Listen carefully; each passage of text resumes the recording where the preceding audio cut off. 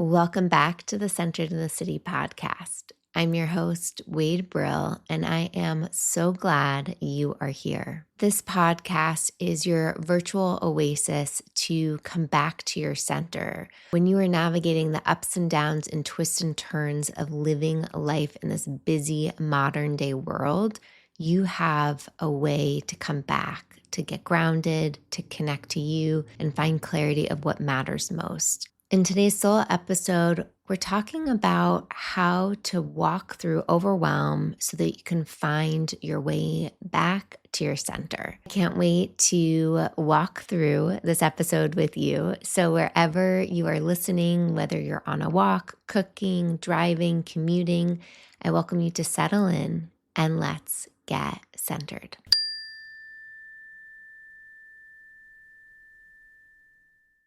This morning, I set out for one of my centered walks, and I specifically listened to the Set Your Intention Mindful Walk, which is part of this audio walking meditation series that you can access linked in the show notes.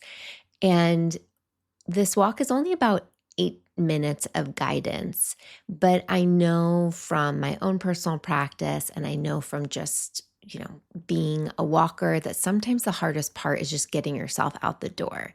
And I was feeling really stuck of like, oh, where do I put my focus and attention? And there was a lot of things swirling in my mind. There's some like big projects I was tying up and some things I'm excited about, some things that I was just like, oh, I really am wanting to avoid that. And then there were some conversations in my mind that I've had with some people that were ruminating and some kind of nagging and some being inspiring. And right. So my mind just felt really full. And so in that moment, I was like, okay, this is where I get to walk my own talk and take myself out for a centered walk. And even just in those short 8 minutes of setting my intention for the day, it helped ground me. So I was out of the swirls of my thinking mind, and I felt really connected to my body, connected to like, yes, this is my life. This is the work I get to do. Like I just felt really focused. And what also happened is that this 8-minute walk turned into a half an hour walk. It turned into this longer walk that I got to take and just be outside and breathe and feel really strong in my body and feel the blood flowing. And when I came home, I told my husband, I started to cry, like tears of joy and tears of like, when you connect to something that just feels so meaningful. I just felt the tears in my eyes, like, yes, like walking has always been one of the most powerful tools.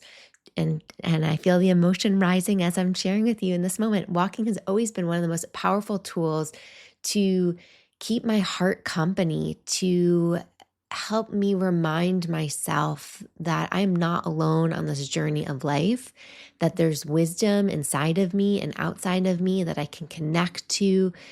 And walking is very different for me than sitting in meditation practice. Walking meditation helps me just feel more alive, and it helps me move energy in a very different way than when I'm sitting in my morning meditation practice. So when I came back and I was just sharing with my husband, I was like, walking is just such a gift.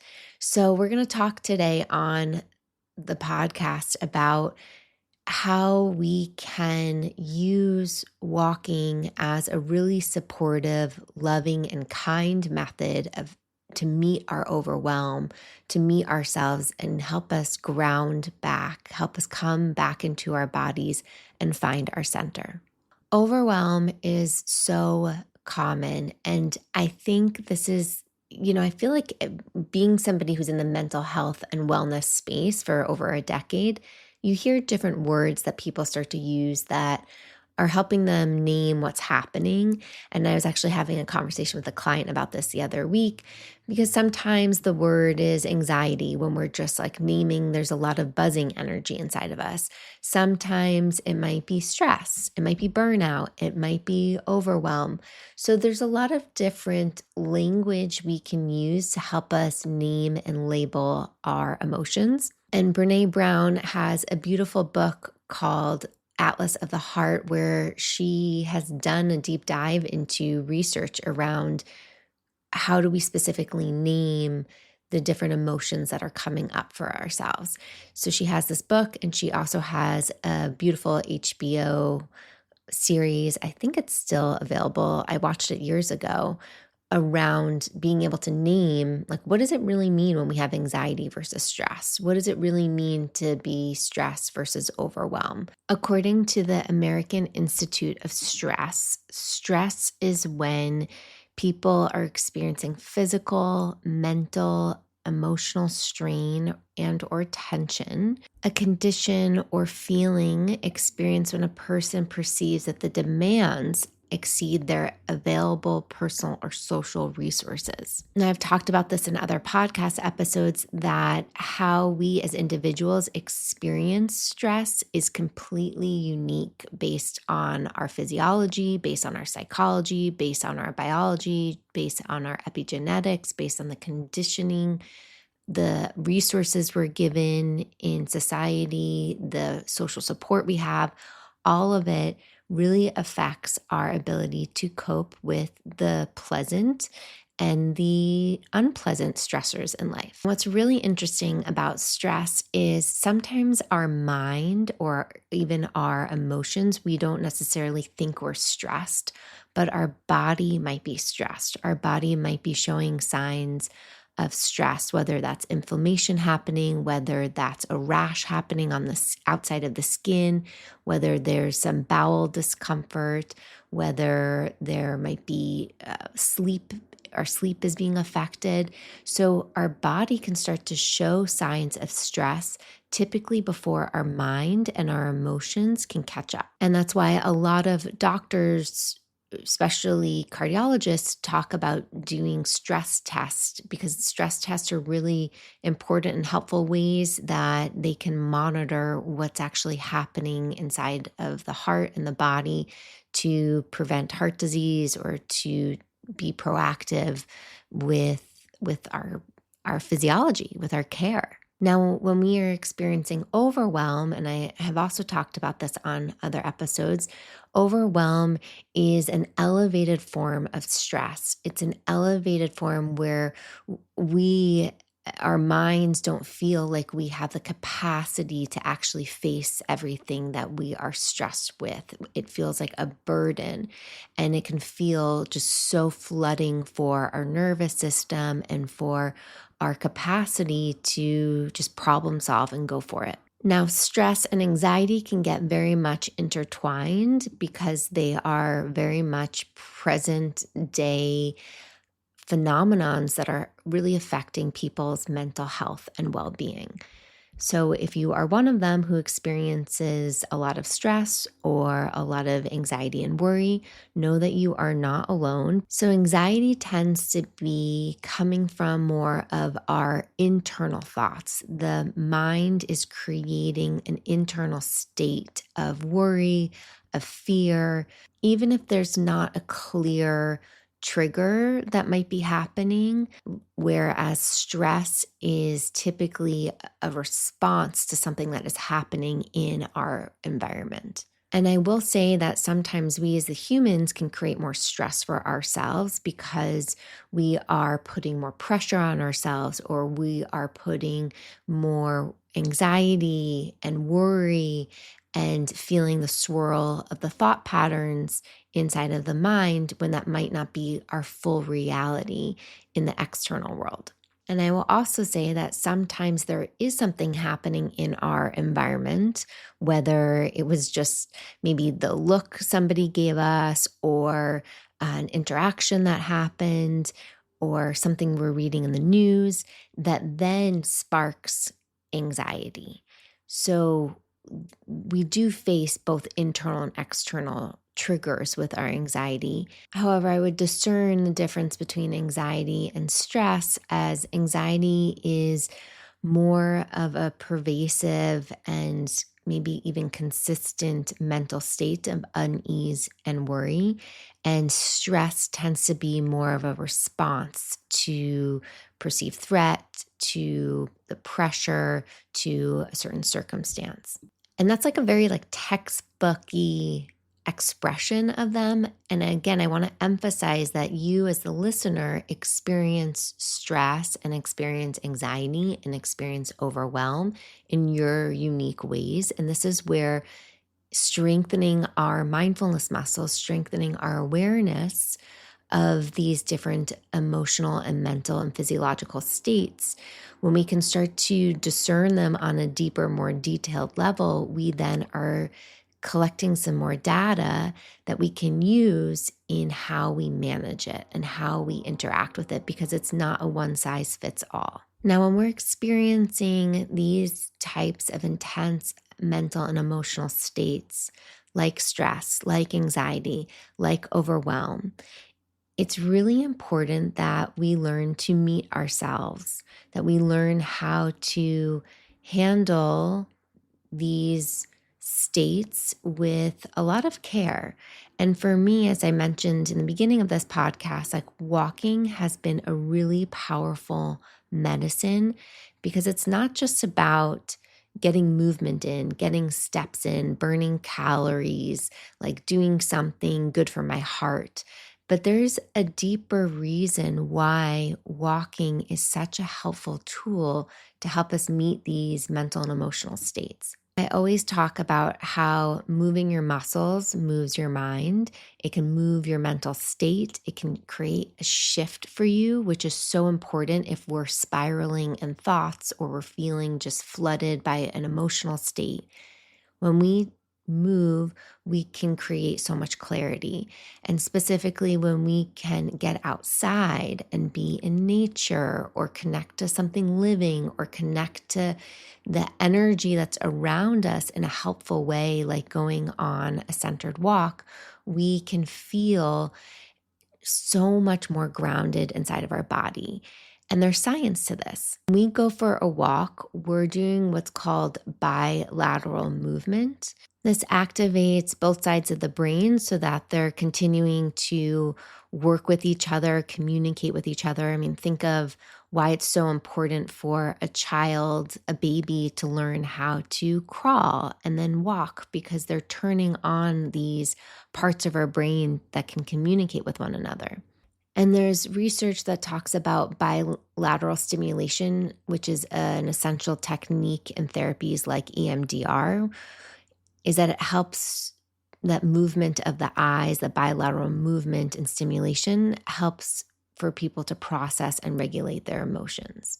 And then we also just know from science and research that moving our body creates more endorphins.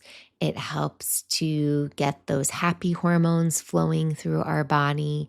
We're then also supporting our immune system to feel stronger, right? There's so many benefits to walking that aren't even related to weight loss. So I just want to emphasize that. Like, there's so many layers that are happening, strengthening our bones, cardiovascular strength, like all of these yummy benefits that walking provides for ourselves in a very accessible way. And for those that are listening, that your body might not have the ability to walk or ability to walk right now, I want to also share that in the centered walks, there is a specific guided walking meditation for different parts of your body so that you can use your hands, your arms, your fingers, even your eyelid, if that's all that you could do, to help you find the same kind of rhythm that you can find walking with your legs, walking with your feet. So I want us to know that this type of mindful movement can still be accessible to us wherever we are and whatever shape our body is in. When I look back on my life, my heart explodes with how walking has been one of the best medicines. It feels like a friend that has always been there. You know, when I have felt lost, down, frustrated, even joyful, excited about something, filled with like excited adrenaline, Going on a walk has been such a gift. Using walking as a tool to commute from A to B or B back to A, or as a way to connect with others, or a way to feel connected to the land I'm in, or a way to just process some emotions or gain clarity. Walking is a portal, a way that we can tap into these deeper layers of ourselves.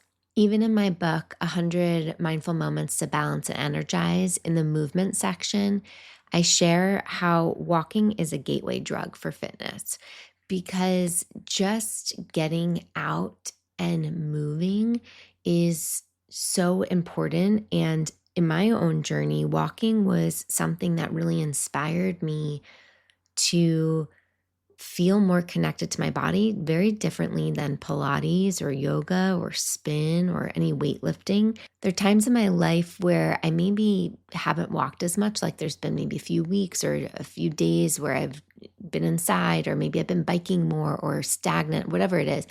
And I crave my walks. I crave my walks because I know how helpful they are. I imagine myself kind of like a tree, feeling really grounded, rooted with every step.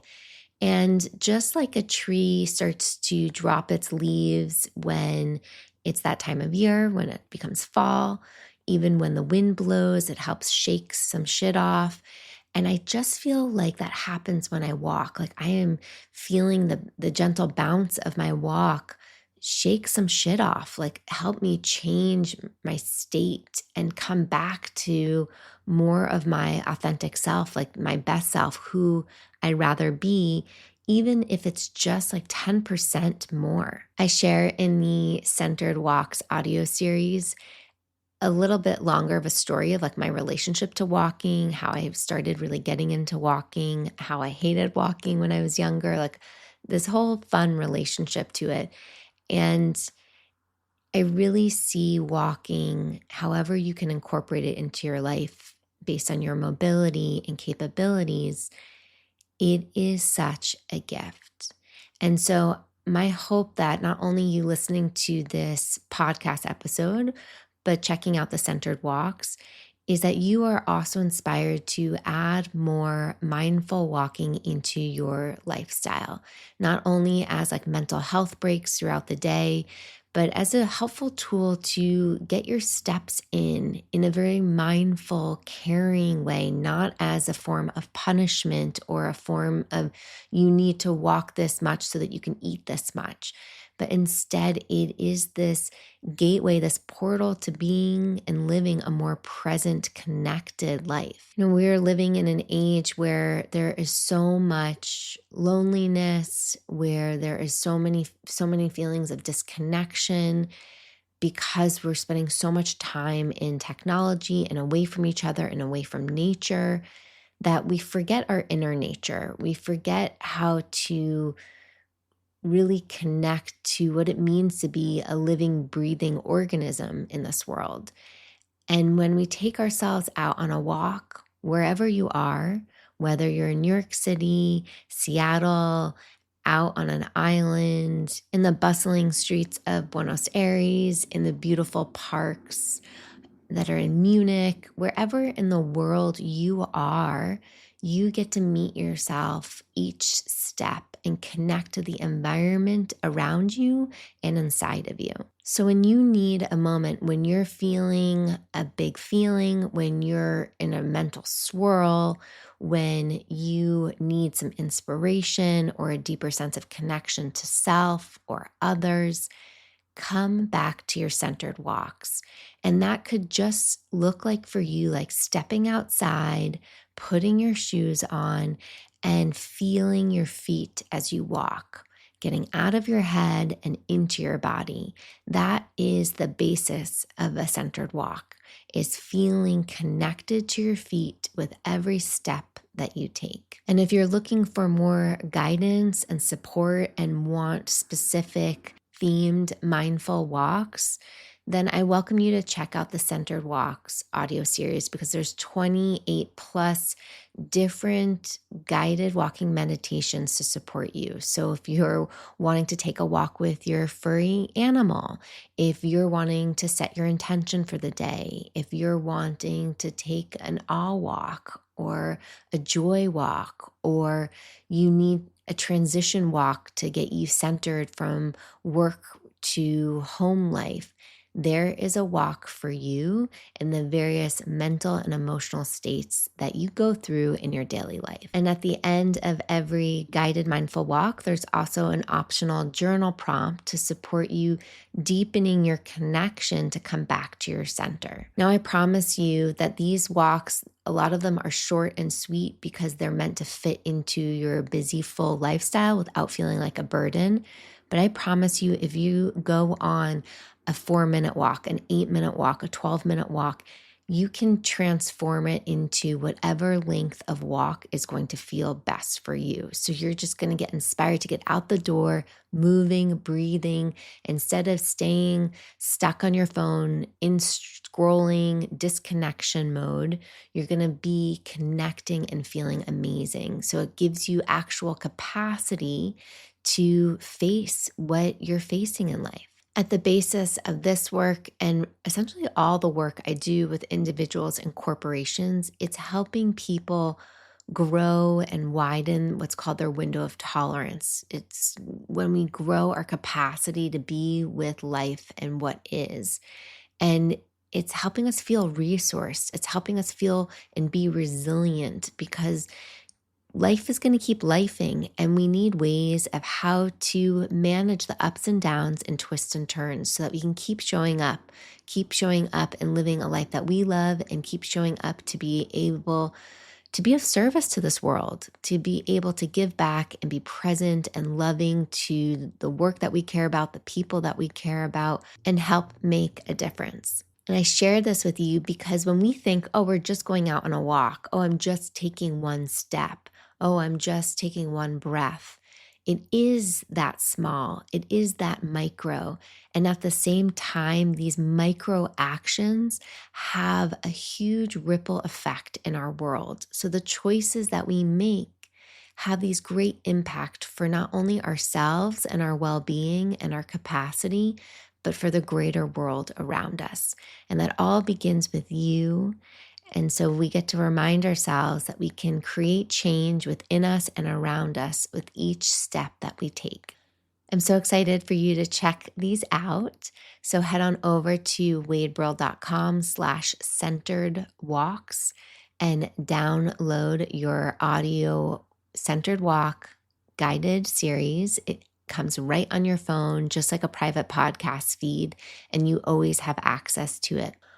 One of the also beautiful aspects of the centered walks and just the ability for us to take ourselves out on a walk. And this is something that I really connected to during the pandemic because I was no longer going to the gym and doing an hour class or teaching myself a 60-minute Pilates flow and somehow like thinking I had to fit movement into 60 minutes. I really changed my relationship to movement where I think about it in different time segments. Like, okay, in the morning, can I go on a 10-minute walk to set my intention? Okay, let me take a break. Let me go on a 5-minute around the block walk, or I have a little bit more time. Let me take a 20-minute walk. Okay, let me do a 15-minute Pilates class this afternoon, right? So I've kind of started to puzzle piece movement into my day. And yes, I have the flexibility to do that. But I think when there's so many moving parts and pieces, when it becomes hard to fit these like blocks of time in for care, I think we have to be flexible with the ways that we can meet ourselves wherever we are and give ourselves care in these shorter and or longer bursts of time. But we get to be flexible with how we can meet ourselves and know that it doesn't have to be just like the 60-minute workout class, but that we can add this type of movement and care into our life throughout the day and yet see really powerful results from not just a physical perspective, but from a mental and emotional perspective as well. I'm so excited for these centered walks to be out there in the world because I truly see them as a way that we can all be caring for our mental health and well-being, and at the same time feel connected to one another wherever our footsteps take us. So feel free as you take these centered walks to share with me, to share with us, snap a picture on Instagram at One Way, tag me, hashtag centered walks. And if social media is not your thing, that is totally cool. Take a centered walk and share it with your friends, share it with your community. You can even join our Centered in the City walking club on Strava if that feels more inspiring. But there are just so many ways for us to stay virtually connected and supporting each other. We all practice integrating these centered walks into our lives. Thanks so much for listening to this episode of the Centered in the City podcast. It is always an honor to enter your ears, your heart, and your mind. I welcome you to take a moment and share this episode with your favorite walker in your life. As we know, sharing is caring. And until next time, stay centered.